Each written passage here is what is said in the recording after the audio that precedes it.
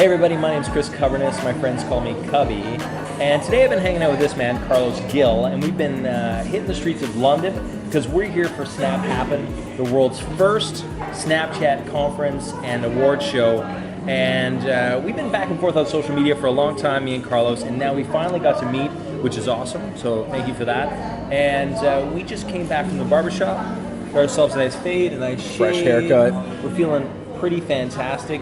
We're feeling Carlos Gill amazing. Amazing. And if anybody follows Carlos Gill on Snapchat, you know that little inside joke there. So, Carlos, why don't you tell the audience at home who you are, what you're all about, and what you're here to do for Snap Happen. Absolutely. Well, first of all, brother, it's great to finally meet you in the flesh. Thank you. To Cubby's point, first thing we did was we went out, we got haircuts and shaves with each other, and it's all about taking that online experience of being homies to then bringing it offline, actually like hanging out. So I love meeting cool people, and I think that's the gift that social media gives us. And everyone talks about its value, but I really call it the gift because I can tell you I would not be where I'm at in my career today if it wasn't for social media, and I wouldn't know nearly a tenth of the people I know if it wasn't for social media. Yeah, absolutely, I agree. I mean, speaking about meeting people, I mean, you do a lot of events, right?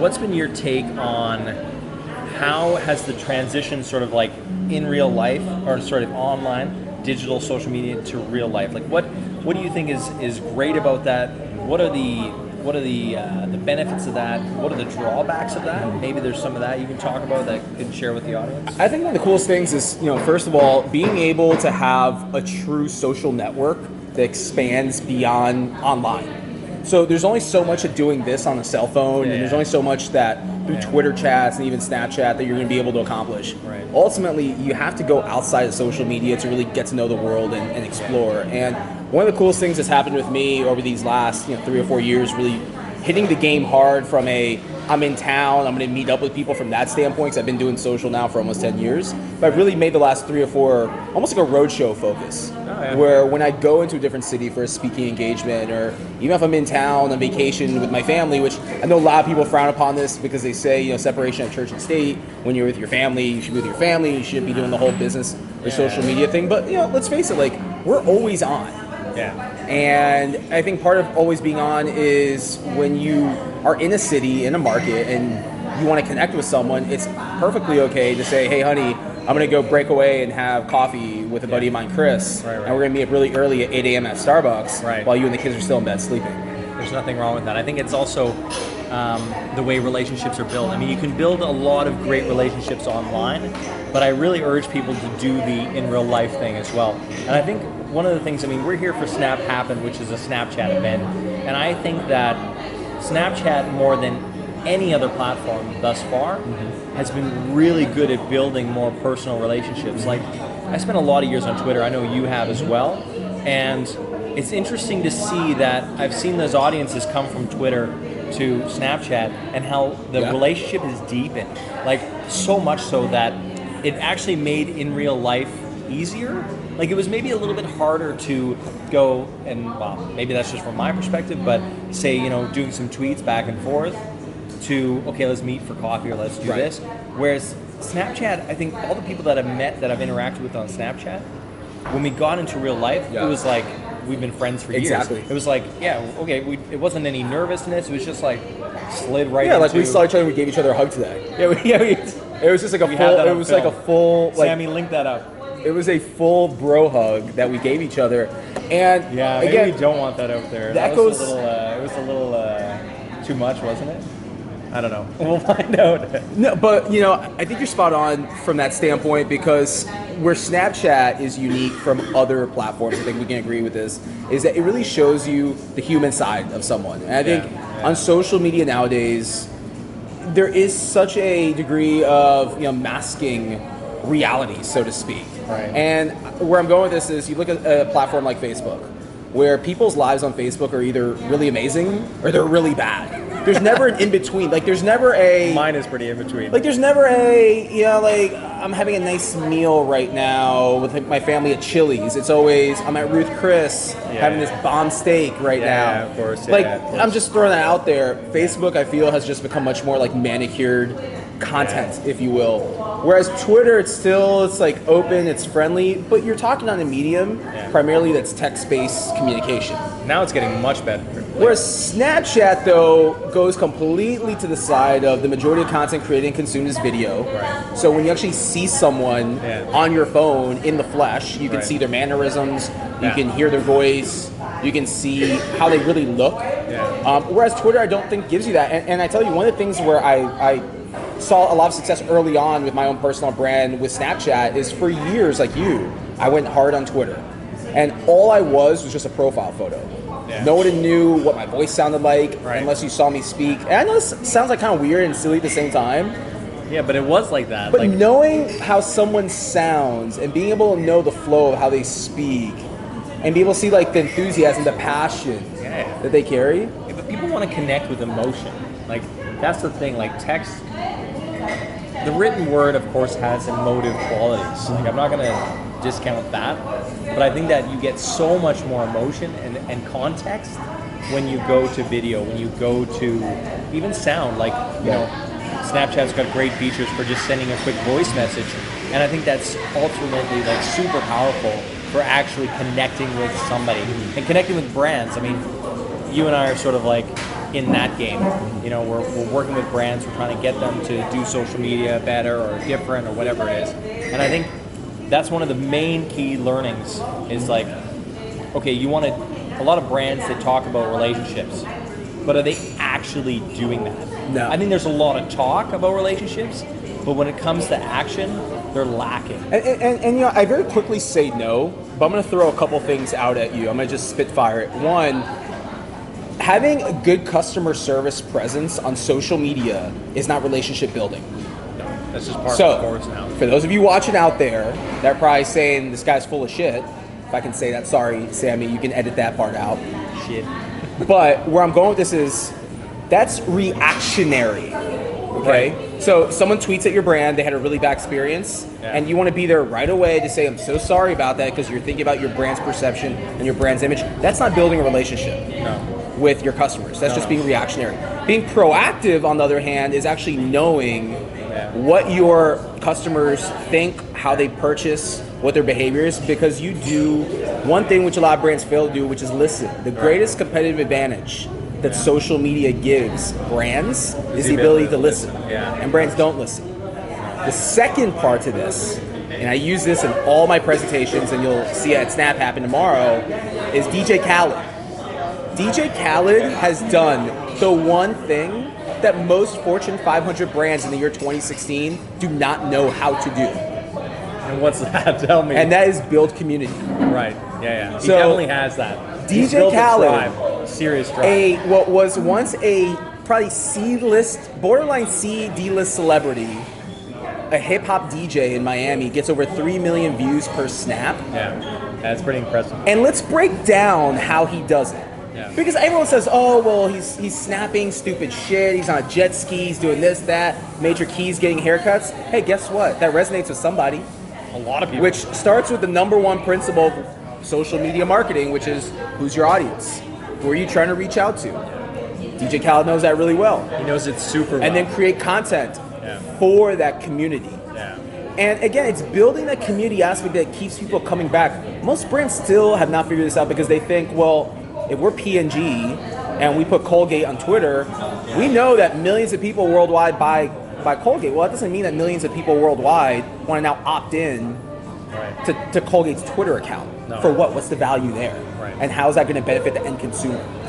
Well, I think also, like, talking about DJ Khaled, which I'm going to get, like, super ultra practical with this, is that, you know, the whole we the best thing, right? Let's just take that little thing.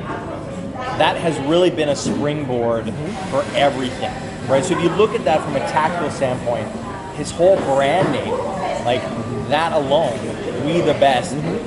They don't want us to win. Right. They don't want us to travel.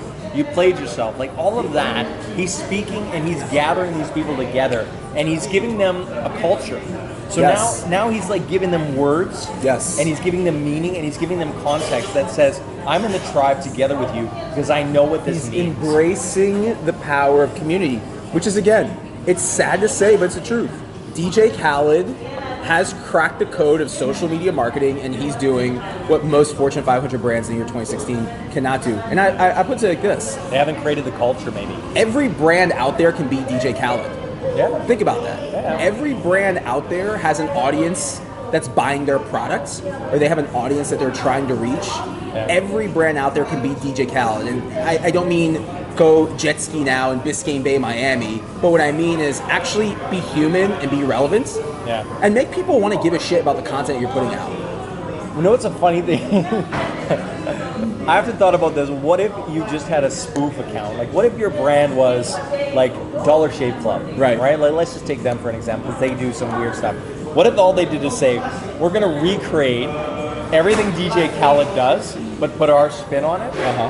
That would actually create a huge amount of buzz, right? And that's exactly. And that's what I mean by like getting tactical and sort of understanding where the attention is and tapping into that. And I think that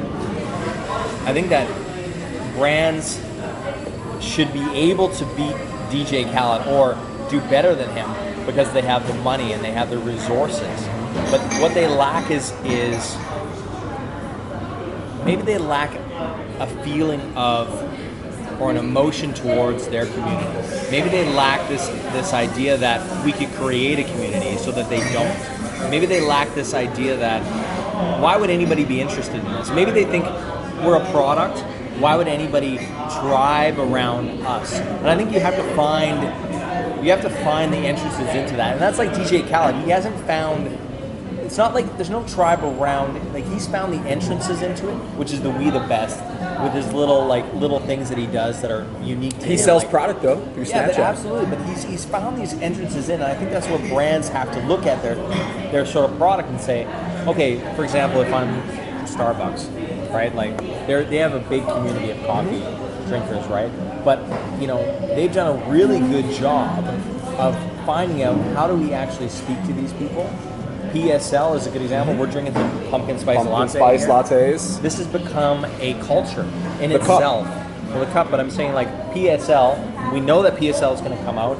There's memes about PSL. There's Snapchat in the U.S. Snapchat geofilters at every Starbucks about PSL, and they've created a culture, which is super interesting. And I think most brands need to start to understand that if they want to build community. They have to understand PSL in itself is a language. The minute you say PSL, you understand what I'm talking about, right? So a lot of brands, they need to... Well, we're also younger. I think that's a part of like the demographic. Yeah, but they had to form that. But you want some real talk, Chris? Maybe. Do you guys out there want some real talk? Because like this is the stuff I love. We want some real talk. Because like this is what gets the motors turning, man. So here's the deal. For as much as we love Snapchat, most brands today should not be on Snapchat. You know why? And this goes against everything that I go on every stage and tell brands, you have to be on Snapchat, you have to be on Snapchat. This conversation just dawned on me. That's bullshit. Most brands should not be on Snapchat. And the reason why is because they have not figured out Facebook and Twitter. That's true. They have not figured out the basics. Like Facebook and Twitter a little farther behind is the sandbox of social media. Like that's the safe zone. Right. That's where you go, you work with your agencies and you create some content and then you put it out and you see how people react and then you have some conversation. And if you really want to get down and dirty, you go on Twitter and you see what people are saying about either your brand or your competition and you tweet back and forth. If you can't get those basics right, you should be going to the next level. If you can't get that right, the next level. You cannot pick up a phone and talk, bro. That's true. Like that's let's break down the minutia here. You have to actually pick up a cell phone and talk. But I'm going to give you okay, I'm going to give you some more I'm going to do some real talk. I think brands should absolutely be on Snapchat. I don't think it should be I think every brand needs to be on Snapchat and I'm going to tell you how. I don't think you should snap. Okay. I think that you could get by as a brand doing reach out to influencers, doing geo filters, and doing, if you're big enough, doing advertising, right? I think that all brands should do it. Like, if, for example, if you could be a boring ass insurance company, if you don't have a geo filter, geo fence around your company building, then you're missing out. Because you have employees that work at that building? Absolutely, 100%. So I think every brand... Or if you're not targeting, like in the case of insurance, bridal expos where there's going to be a lot of people getting married and potentially buying 100%. homeowners insurance You nailed and it. car insurance. Yeah. Like that's dude, like that's the sexiness of Snapchat though. Yeah. And that's like the flip side is as a brand, you can be on Snapchat without being on Snapchat and Exactly. creating content. And that's what I think. Like, I tell every brand, why don't you have a geofilter for I go into their building when I'm consulting. I'm like, why don't you have a geofilter? You have employees that are under 30. They're using Snapchat. If they're going to snap, which they will from their office, and they see that your logo is there, or what about this? What about I'm going to get real tactical here. This is going to be my talk tomorrow. What about quotes from your CEO? Yeah. Hey guys, we're doing great. The quarter is looking awesome. Geofilter. Or, hey, remember to treat your colleagues good. Remember to show respect. All these things that you could put in as geofilters in your company, they would do amazing. That goes back to community though, and that's you also building culture. community then? So like, Employees, so right? like that's culture. That's a cultural thing. Yeah. A lot of companies, unfortunately, do lack that because again, you have the people at the very top that are not social media influencers or they're not Yeah. personal brands. Yeah. So they think, out of fear, if we empower employees too much, then they can revolt against us, right? They do that anyway. But it goes you back just to don't like, see it. Like everything is community. Like that's the heart of social media. It's your community, and your community doesn't need to be 1 million people. It can be 100 people that just really care about your brand. They're going to go out and be your foot soldiers. But you'll do better with that anyway. Like I look at even my own personal network. I think there's maybe 100 to 200 that I'm really close with that I can actually interact with on a daily basis and get value from and give them value, right? Like everybody else is, I try my best, but at some point it breaks and I can't communicate with 1,000 people every day. I can communicate to 1,000 people, to 100,000 people. But actually have meaningful dialogue. But I can't have meaningful dialogue, and I think that's part of building a community is sort of etching that out, and I think it also moves. I think the community is like, okay, you might have these 100 people today, but in like 2 weeks it might be a little less or it might be different. Like the makeup will always change. Agreed. And I think that's also why you need to produce content on a speedy basis because your audience is morphing a little bit and you need to morph with it and you need to understand what's working and what's not. If you're only posting once a week or if you're posting once a month, you're not going to understand those nuances and understand what content's going to work because you're going to always be stuck in this microcosm of what is working, last month. So I'm sure you've heard the saying in our industry that content is king. Right, you've heard it. You guys have heard it, right? Sammy, you've heard it as well. I haven't heard that. That's a new one. So I call bullshit on that. Okay. And I say community is king and content is the breakfast, lunch, and dinner that you serve up to your community. I love that. That's good. And if the content sucks, you're gonna know because either your community is gonna stop watching, right, and that's gonna be reflective if we're talking Snapchat on your views. This is brilliant. Or your retention. That's a good one. Or they're gonna comment and they're gonna let you know, hey, I don't want to be hit up over the head with a sales offer every time I log on and go to your Facebook page. If you're Forever 21, I want to see like what's they cool won't even and what's tell hip you. They won't even for the tell spring you. They'll or like just the fall stop following collection, you, right? Like I don't want to like just go on Facebook and be served up like this dark post of an ad every single time. So like that's the advantage of community. Like that's just the advantage of community. Like that's it. Yeah, absolutely. When you have a community established, they will be an extension of your marketing team. Hopefully. And, where I kind of want to bring all this back together with Snapchat is when you talk about something like community management, I firmly believe that the new community manager going forward will not be someone who lives and spends their time on Facebook and on Twitter, because especially as Facebook starts to unveil bots, that's going to be a part. A year from now, we're going to look back on this recording that we're doing right now, and Facebook chatbots are going to be a part of how companies go to market on social media. Because it's going to optimize the process and it's going to speed up processing time for customer service. So where I think brands have a great opportunity to pivot is to give your community manager a voice and a face on Snapchat. Yeah. Take the role of an influencer. Why is influencer marketing so successful? Well, it's not so much just because these influencers have reach and followers, but it's because they have persona, they have a character, they have storytelling skills. I really think if brands start developing internally their marketing team, their community managers, to be more like an influencer then people on Snapchat are going to be more influenced, no pun intended, to follow Chris at Coca-Cola to see what Chris at Coca-Cola is doing every day, as opposed to just following Coca-Cola's Snapchat account. That's true. Yeah, people do want to know somebody. They want to see a face, right? Exactly. And I think Snapchat allows for that. And I think we'll definitely see brands go into that. I think also you'll see them start to create teams of characters in their stories, right? Like, and try to widen it out to get a wider perspective and say, okay, and then knowing that Monday is Jane, Tuesday is Joe, Wednesday is Chris, Thursday is the CEO, Friday is Carlos. Yeah, Carlos. We've got to throw in Carlos in there. So, I think they'll start to look at this and go, and then that makes content creation much easier. Yes. Right? So now you're not relying on, oh shit, we have to come up with something interesting. It's like, no, we leave this up to these 5 people, and they're going to be constantly coming up with ideas, watching the stories themselves and saying, oh, you know what? Janie did something really interesting yesterday that I'm going to take up today, and it's going to make content creation much easier. You are putting tools before rules. And where I'm going with this is that all these channels that we use are tools at the end of the day to reach your audience that you are hopefully trying to sell to or trying to serve. Right. The content that you're putting out there. So again, you got to put the tools at the forefront. How can we be the most efficient and optimal in creating content? Because we know again that that's what keeps this engine churning within that community.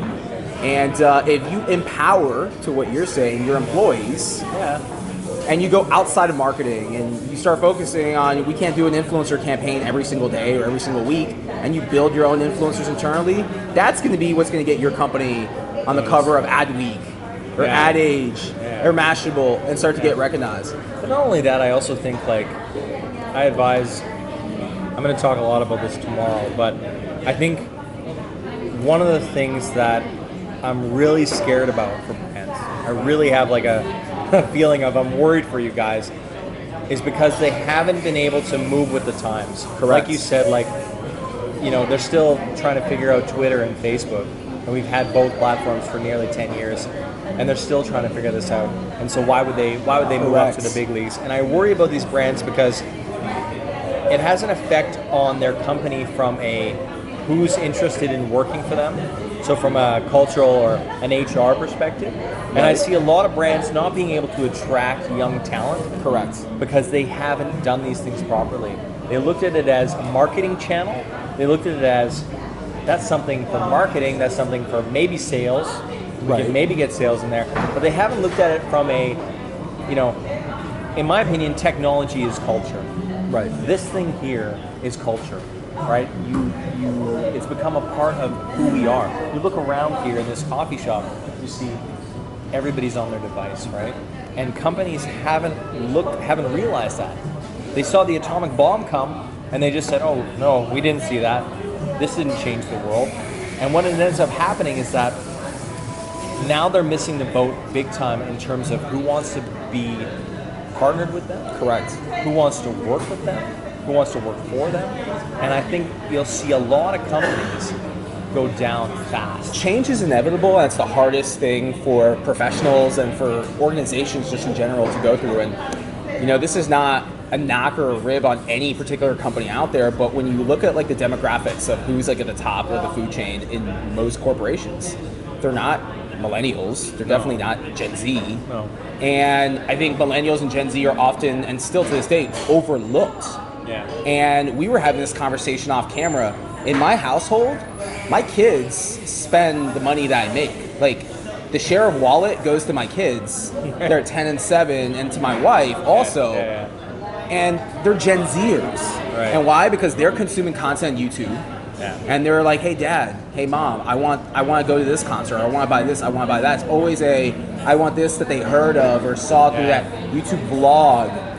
That they saw. And guess what? They didn't go to your website to find out about it. And they didn't go to the website to find out about it, or they didn't download your mobile app. No. So, as we talk about this evolution, it's interesting because I spoke recently about the future of marketing in San Francisco. Gala Gill, who's our mutual friend, was there. She's your sister, isn't she? No. Long lost relative. Same, yeah, long So lost relative. I really immerse myself. I love stretching myself and pushing myself. Like going on stage and talking about Snapchat for business, I can do it with my eyes closed like that now because I've done it so many times repetitively. Right. But actually to push myself to talk about things like Facebook Messenger and things like virtual reality. Right. And I came to this conclusion. We are all headed towards the same path of all these other forms of technology. Right. What happened with TV as our generation started having kids? We started turning off the TV because, to your point, we're always On this thing. on this. People don't read newspapers anymore. Right. They're not even reading magazines. No. What happened to AOL as the demographics on that platform grew up? AOL died. What happened to MySpace as the demographics on that platform grew up? It died. Yeah. So where I'm going with all this is all you gotta do is look at history from the last 20 to 25 years Shows you and look everything. at how we as human beings Yeah. consume content today. Yeah. My kids and your kids who are in the same age range will never use Facebook. Probably not. They will not use Facebook. It's crazy to think about that, right? And I think that most brands don't think about that. So again, when you have that holy shit moment and you realize how fast this is moving, you have one or two options. Behind door number one is you can keep doing what you've been doing historically for generations, and you will fail because the medium that you're using to communicate to this younger generation that's up and coming It's not there. is not there. And I totally get it. I hear like in B2B all the time, well, our audience is on social on media. Facebook. Our audience reads this magazine or our audience reads this newspaper. Well, guess They're what? delusional. Your audience, it's not that you're delusional. Your audience that you're selling to, yes, they might consume media that way, but they're direct reports who are actually going to use your technology and influence the buying decision That's of their true. boss Yeah. is not That's a good on point. those platforms. Yeah, that's a good point. Their direct reports, which are our ages, Yeah. are on social media. Right. So that's where, again, you got to, you can keep doing what you've been doing. I think it's a top-down, bottom-up approach, right? Like try to nail both. Like still do your ad on CNBC, that's fine. Spend the money there, but also do, because I mean, really, it's not that much of an investment to say, okay, we're going to do social and we're going to do above the line. So why does the company invest in doing a CNBC spot? It's for brand awareness, right? What if you invested a fourth of that media spend that you put in TV Yeah. into Facebook? Yeah. So that way, every single time that executive goes onto Facebook, or because they're going on Facebook within their home, Right. so anytime their spouse or their kids go on Facebook, they're also seeing these ads that are served to them. After a while, you're gonna see this brand enough times that's gonna click like, Yeah. I'm seeing them everywhere. I need to take. I need to look into it a little bit harder. Yeah, absolutely. Yeah, I think that's one of the things that I don't understand why brands have sort of dropped the ball on that, right? They just haven't. I think it's getting better. I mean, I see a lot of. It's kind of funny now, specifically in social media, because I sell social media services. It's at a point now where I see it's almost a yes, of course, right? Like I'm pitching ideas, I'm pitching concepts, and a lot of it's going yes, of course. There's no more risk involved anymore. Right. The risk is out. They've Correct. seen it working for everybody else, and now they've just bought in. The only concern that I have is that it's expensive now, right? Like it's much more expensive to get into Facebook ads, as you say now, than it was many But years hold on, ago. though. But you're paying for the risk. Marketing reduction. and agency executives have never blinked once at buying a spot in the newspaper or buying a TV spot. No, that's So at the same point, when you say it's expensive, it's actually like we're It's talking not like when we talk about a pennies to compare- dollars comparison. Absolutely, and I totally agree with you there. I mean, but I still think you need. What's funny is that I still think we need those brand awareness activities. I look at a lot of social media advertising these days that doesn't perform well, and that's because it's going for conversion. Mm-hmm. We've become like me and you. We've grown up in sort of the conversion space where it has to produce ROI. It has to produce something. It has to produce a click. It has to produce. And I'm like a little bit in the other zone where I'm saying, Well, doesn't brand awareness have value? yeah, exactly, right? So, and I think that it's hard to get those conversions when somebody hasn't seen you ever. Right. Like, how are you going to Boom. run an ad, My man. an ad on Facebook, Right. asking somebody to click through, try the demo, order the sample, buy from us now, and they don't know jack shit Correct. about you, right? So That's I not think realistic. It's not realistic, right? So I think a lot of people have approached Facebook ads or Twitter ads or even Instagram ads with an idea that, oh, this is gonna ring the cash register, when they haven't done the prep work to actually make that happen. So I think a lot of brands, they need to start looking at brand awareness. They might do that CNBC ad, they might do whatever, they might take that sort of mentality of doing television, big brand awareness campaigns into Facebook, into social media, and then run those, and then come with the conversion type of ads, right? So I got a question for you. Hit me. At what point do we stop calling all this social media and we just call it media? That's coming. I think that's coming. I think that it's much easier for brands to sort of compartmentalize it and say, wholeheartedly agree, and say like, okay, this is. I think it's a lot easier to call media. it social media and not advertising or not media, because historically speaking, again, when like ad budgets are divvied up, like the majority of the money goes to the traditional channels. But at the end of the day, like these channels, they're media channels. Like you look at Facebook, dude. It's media budget. Facebook is the biggest media company ever. Yeah, they're a media company. That's like the new Yellow Pages. Like you have to advertise on there, or you're not going to be seen. Absolutely, I 100% agree. I think it's funny that it's good for me to still call it social media. Do you know why? Because as an agency owner, it's an interesting niche still, and it still has some. Gives you a competitive advantage. It does give me a competitive advantage because I actually know what the hell I'm doing. A lot of PR agencies or a lot of marketing agencies have sort of, oh, what's going on? The social is getting a lot of attention. We better start to figure that out. But they haven't figured it out. They haven't really done it properly. But why not go one step further though, and start labeling your agency from social media to something like reactive media or outreach media? Right. Say, developing an own category. Correct. Yeah, I mean, they could do that. I think a lot of people would be confused about what the hell you do. They'd be like, what do you do? Oh, we do outreach media. Actually, it could add a little bit of spice to it. But that's what it is, because you're, like when you're, working with your brand clients, you're looking, for the most part, for opportunities to use these channels to do outreach on behalf of the brand so they can acquire more clients. That's true. It's funny that you mentioned that, because it is, when we were talking about culture, about creating words, creating that culture. And that's funny when you become a culture creator and start like actually developing terminology and saying, no, we don't do social media, we do outreach media. Absolutely. Right? So I think that's kind of funny. So let's shift gears a little bit. I want to talk to you about one last thing, okay? Which is, you're developing a personal brand, right? You've been doing that for the last, I guess, 3 years, right? Since you left LinkedIn. So it's interesting, man. So my trajectory, kind of how I got in this game, I'll just give you guys out there like the very high level, because you might not even know this. I don't know it.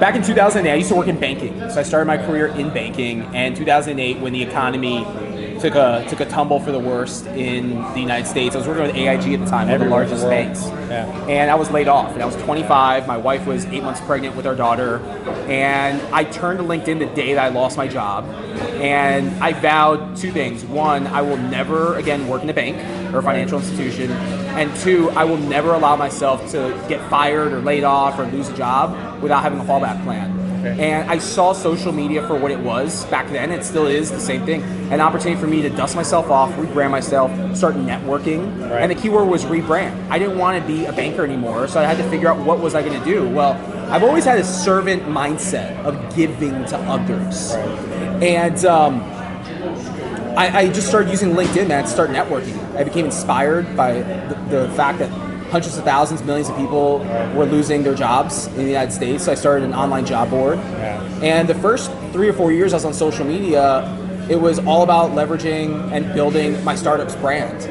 And then eventually I started following some of the thought leaders in the space, like Gary Vaynerchuk, someone that you and I, we follow very closely. Yeah. And I started seeing Gary, and I started seeing Jay Baer and others out there, and I said, you know what, like, what separates me from all these people, besides the fact that they've made more money than I have, is the fact that they're actually well known.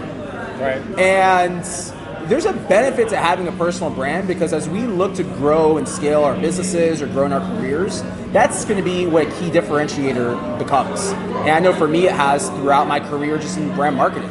Anytime I go to a job interview, I say, instead of giving you my resume, go online and Google me. Yeah. Just Google me. Yeah. And I challenge the brand and see what I've done. Yeah. And I don't say like in an arrogant way, but I want them to be able to do their due diligence and see like this guy is different than any other candidate out there. Yeah. So it's a key differentiator. But I've been going hard on the personal branding side really honestly the last year. Because here's what happened. So I bounced around a couple different companies. I ended up at LinkedIn. And when I went to go work at LinkedIn, everything became about LinkedIn. It wasn't having a personal brand on Twitter anymore or having a personal brand on Snapchat. It became you work for a social network and your allegiance and loyalty needs to be within that social network. So for someone that has spent so much time building this brand, and don't get me wrong, man, the first few years I was on social, it was all about building my personal brand on LinkedIn, and then that became Twitter and then Facebook, and eventually it's morphed into now being Snapchat as one of those lanes. And when I left LinkedIn, it seemed like my personal brand died altogether. Right. Because I disconnected from those other platforms. I stepped away for a period of time. I went all in on LinkedIn, and then I leave LinkedIn, and it was like, what do I do next? Right. It's like I could go here, I could go there. And Snapchat was my outlet, man, honestly. Like, I just turned to Snapchat and started just showing that persona, just humbling myself, opening up. Right. You know, it was honestly, man, you know, gut-wrenching and like a shot in the gut to like leave what was my dream job. Yeah. And I just used Snapchat as like that outlet, man, to start building some new relationships and get my name out there. And, right. you know, we're here at Snap Happen. Because of that work that you put in back there. Because of what's happened just over the last year. And it's crazy, man. You know, knock on wood, you know, I wouldn't have the career that I have today if it wasn't for social media. I definitely wouldn't be in the position where I'm at within our space if it wasn't for Snapchat. And I think the key differentiator is what we talked about at the very beginning of this interview. Humanizing yourself, being transparent, showing people a peek behind the curtain.